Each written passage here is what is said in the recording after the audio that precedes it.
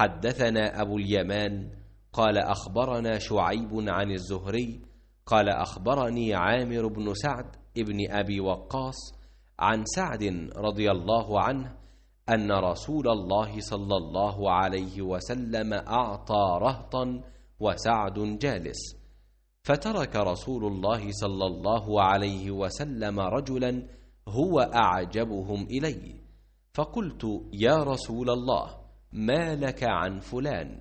فوالله إني لأراه مؤمنا، فقال أو مسلما، فسكت قليلا ثم غلبني ما أعلم منه فعدت لمقالتي، وعاد رسول الله صلى الله عليه وسلم ثم قال يا سعد إني لأعطي الرجل وغيره أحب إلي منه خشية أن يكبه الله في النار.